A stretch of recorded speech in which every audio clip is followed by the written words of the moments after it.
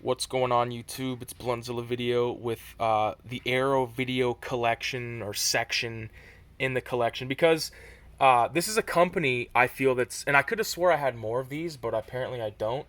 Uh, this company is putting out crazy films, and I've only experienced one time of these. What is there, seven? Of these seven films, only one of them I didn't enjoy, uh, and it was the one that I knew nothing about, like literally fucking nothing about. The rest of these I knew something about. So, first film, JD's Revenge. This was bought for me by my cousin for Christmas. He asked me, he's like, "Oh, name a movie," and I was like, "Eh, JD's Revenge," and because I knew they had it where he was gonna go. This is a really good movie. It's basically about this dude right here who is like, he's a fan. He's kind of like I think he's a doctor or something like that, and one night he goes out and he basically gets infected with the spirit of this gangster behind him named JD, and he starts talking like him, and it's interesting. It's a fun kind of horror black exploitation film if you like Blackula. It even says Blackula. It wasn't long before the black exploitation boom moved into the horror market, bringing in the world Blackula, Blackenstein, Abby, which is black exploitation's The Exorcist, and cult favorite JD's Revenge. Abby, there's a fucking black exploitation version of The Exorcist? My god. Fuck. I've never even heard of that shit. But that was a really fun one. And I actually got the lobby cards of this film like years ago. And I was like, hey, I'll never see that movie. And sure enough, it's fucking pretty cool. Eventually I'm going to do a video on all this. This is like sort of my exploitation, black exploitation section. So stay tuned for that.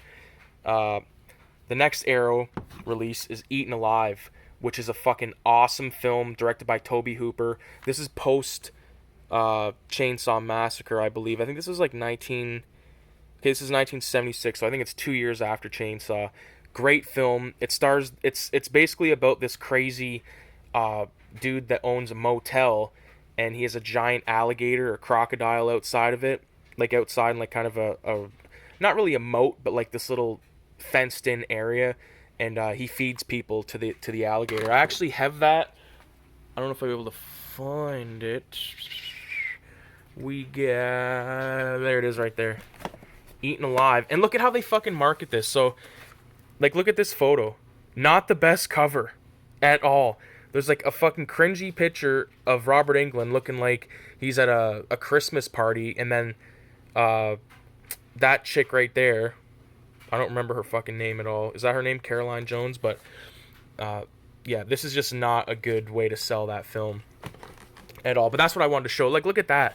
Like, so when it's on the shelf there he is, Freddy fucking Krueger himself. Is he over here? Yeah. I always liked that painting right there. Like, the fucking poster. I actually got it hanging over there. But going back to Eaten Alive, yeah. If you've never seen this, you should check it out. It does have it's I guess it's worth watching just for the legendary one-liner that Robert Englund opens up the film with. It's pretty funny, and if you're a fan of Tarantino films, you'll get that reference. So next we got Microwave Massacre. Microwave Massacre is about this dude. He's like what the hell's his name? He's a comedic actor. Jackie Vernon.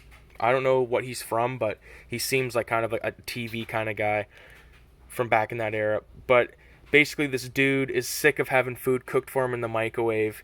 He can't handle his wife, so he kills his wife and then starts This is not really a spoiler because it's it's obvious, but kills his wife, starts cooking her in the microwave, and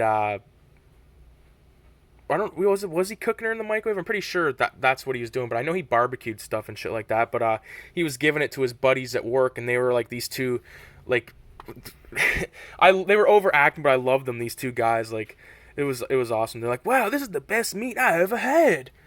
It's so fucking good. And then Jackie Vernon or whatever, he's like, yeah, this meat's really good. You'll like it. Like, that's the acting, but it's funny. Next, we got my least favorite of these Arrow releases, The Mutilator. I just was not into this film, but I also watched it when I first bought this, so maybe I should check it out again. yeah, I remember just not being able to get into it.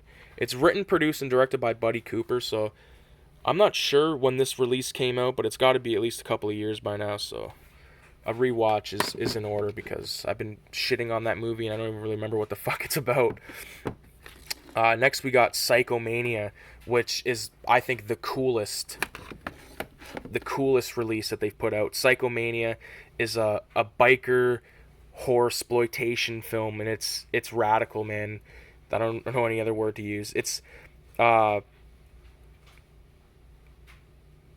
yeah, you can give that a read if you want, but fuck, man, this biker gang where the leader of the gang, he's his mom and her like fucking assistant or whatever the hell he's supposed to be. They can help people live forever. Basically, you have to really believe, and then oh my, the camera just, or the light turned off because the camera's hot, but that's fine. Basically, you have to believe that you're gonna come back. So the biker gang uses this, and they all are like basically living dead asshole bikers. It's awesome. Love that film. Next, we got Cops versus Thugs, which is the first Kinji Fukasaku film that I've ever seen. The only one I've ever seen at this point, but I'm aware of a few of his other things. But really good film about a Yakuza guy befriending a cop. Really cool, sort of how they meet. It's really well done. I like the story that they use, but yeah, killer fucking film. There's not really like, this is a really solid Yakuza film slash cop film from the 70s. So I've been really into stuff like that, and that goes into the next thing, which is Doberman Cop with Sonny Chiba, of course, a Street Fighter. I haven't watched this one yet, or maybe I did, but I don't really remember. My girlfriend got me this like a while ago, but yeah, it's been a while. Sometimes like I put movies in and then I just get distracted on my phone and then I just forget, you know what I mean? And shit happens, but badass bunch of movies. We can go through these books real fast. We got Hellbound Heart, which is Hellraiser source material. We got The Clockwork Orange. We got 30 Days of Night, which I fucking love that movie. The Exorcist, we just talked about. What the fuck was the name of that one again? Abby. I gotta look that up. Here's like a cool, From Caligari to Hitler, the psychological history of the German film, with Caligari down there. It's cool. I like buying film books like that. And then we got Night Shift, which has Children of the Corn, right? Pretty positive. I've only read like maybe like 6 stories out of this tops. There's one in here called Quitters Inc. we should check out. Jerusalem's Lot, which I've watched. Graveyard Shift. Sometimes They Come Back. I think I've read that one. Children of the Corn, Quitters Inc. The Lawnmower. The Lawnmower Man is way different than the movie. I would say that. The short story is really fucking crazy, but not the biggest fan of the movie. But yeah, that's about it. Basically, one of the next videos coming will probably be all these fuckers right here. So, thanks for watching. Adios.